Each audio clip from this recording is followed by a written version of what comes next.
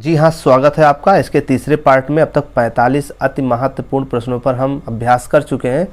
इस वीडियो में प्रश्न नंबर 46 से ऐसे अभ्यर्थी जो फिजिकल एजुकेशन, इसके अलावा सीटेट, टेट, सुपर टेट या इसके अलावा जिन जिन परीक्षाओं में मनोविज्ञान, शिक्षण शास्त्र यानी पेडागोजी आने हैं, तो उनके लिए ये वीडियोस बेहद महत्वपूर्ण है और इस सीरीज़ को पूरा देख लीजिए और यहाँ से आपको प्रश्न पेपर में ज़रूर मिलेंगे। ठीक, चलिए, एक भाषा शिक्षक के लिए सर्वाधिक महत्वपूर्ण क्या है? अगर कोई शिक्षक भाषा पढ़ा रहा है तो उसके लिए सबसे महत्वपूर्ण क्या है? देखिए, सबसे महत्वपूर्ण यह है कि बच्चों को भाषा प्रयोग करने के अवसर देना। पढ़ाते समय बच्चों को भी अवसर देना चाहिए कि वो भी अपनी बात रखें। ठीक है ना, क्लास में ऐसा नहीं होना चाहिए कि केवल अध्यापक ही, ठीक है ना, अध्यापक ही अपनी भाषा का प्रयोग करे, और ऐसा नहीं होना चाहिए। बच्चों को भी मौका देना चाहिए, बोल करके, लिख करके, जैसे भी उनको मौका देना चाहिए, तभी भाषा जो है तीव्र गति से विकसित होगी। चलिए प्रश्न नंबर 47 की बात करें।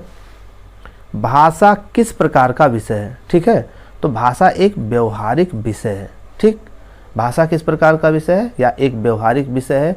हम इसके व्यवहारों के माध्यम से भी जान सकते हैं, एक दूसरे से सीख सकते हैं, समाज से सीख सकते हैं, हर जगह हम इस जो है भाषा को सीख सकते हैं। बस सीखने वाला होना चाहिए। अगर सीखने वाला व्यक्ति है तो वो हर व्यक्ति से सीख सकता है।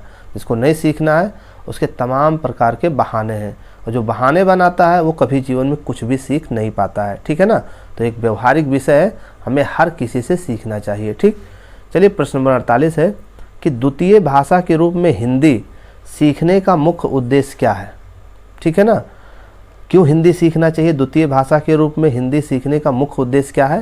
क्योंकि ये दैनिक जीवन में हिंदी में समझने तथा बोलने की क्षमता का विकास करना। ठीक है ना, ठीक है, तो हिंदी समझने और बोलने की क्षमता का विकास करना। ठीक, बोलना आना चाहिए ना। अगर आपको बोलना नहीं आता तो कहीं ना कहीं समस्याएं और बढ़ती जाती हैं। समस्याओं का समाधान करने में भाषा हमारी अहम रोल निभाता है। कहीं कहीं भाषा की वजह से समस्याएं आ भी जाती हैं। ठीक है, लेकिन अगर बोलने, समझने और चिंतन करने की क्षमता है तो आप सही भाषा का प्रयोग करके उस समस्या से बच सकते हैं।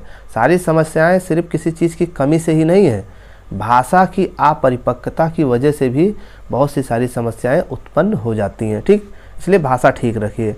कुछ ठीक हो या ना ठीक हो, लेकिन आपकी भाषा ठीक होनी चाहिए। अगर आपकी भाषा ठीक है ना, तो ये भाषा आपको राजा भी बना सकती है, और भाषा ठीक नहीं है तो आपको ये भिखारी भी बना सकती है। ठीक, चलिए देखिएगा, भाषा का प्राथमिक रूप क्या है? ठीक, भाषा का प्राथमिक रूप क्या है? सांकेतिक, संकेत के माध्यम से आप, ये प्राथमिक रूप है भाषा का। ठीक है, चलिए प्रश्न नंबर 50 है।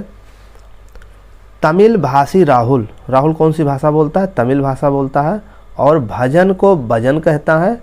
भाषा के शिक्षक के रूप में आप क्या करेंगे? राहुल तमिल भाषा बोलता है और भजन को क्या कहता है? भजन कहता है। अगर आप भाषा के शिक्षक हैं तो आप क्या करेंगे? ठीक, तो आप ये करेंगे कि तमिल और हिंदी भाषा का तुलनात्मक अध्ययन करते हुए महाप्राण ध्वनियों से युक्त भाषिक सामग्री का प्रयोग करेंगे।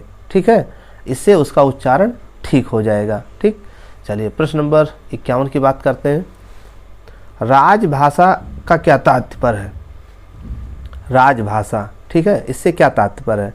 तो इसका मतलब यह है कि सरकारी कामकाज की भाषा को राजभाषा कहा जाता है। ठीक, चलिए प्रश्न नंबर 52 है। L.S. वाइगोस्की के अनुसार, ठीक है ना, वाइगोस्की क्या कहना चाहते हैं? इन्होंने सामाजिकता, संस्कृति और भाषा को सर्वोच्च प्राथमिकता दिया है। ये कहना क्या चाहते हैं? देखिए, भाषा और चिंतन एक दूसरे के स्वतंत्र रूप से विकसित होते हैं, ऐसा इनका मानना है। किसका? वाइगोस्की का।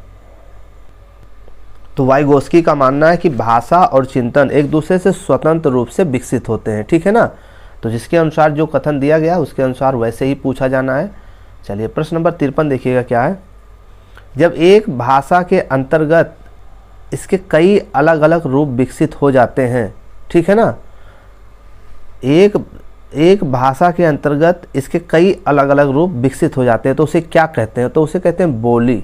समझ में आ गया ना?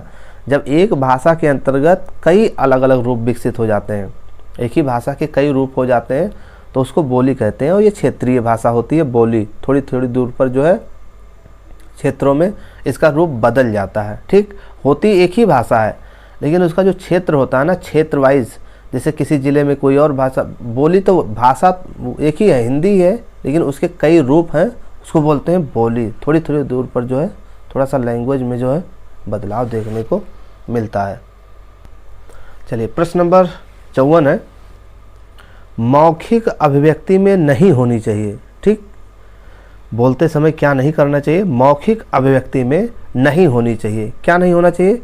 प्रभाव उत्पादकता के लिए बनावटी बोली का प्रयोग करना। ठीक है, जब आप बोल रहे हो तो अपनी प्रभाव जमाने के लिए बनावटी बोली का प्रयोग ना करें, यानी जो नेचुरल भाषा है आप उसी भाषा का प्रयोग करें।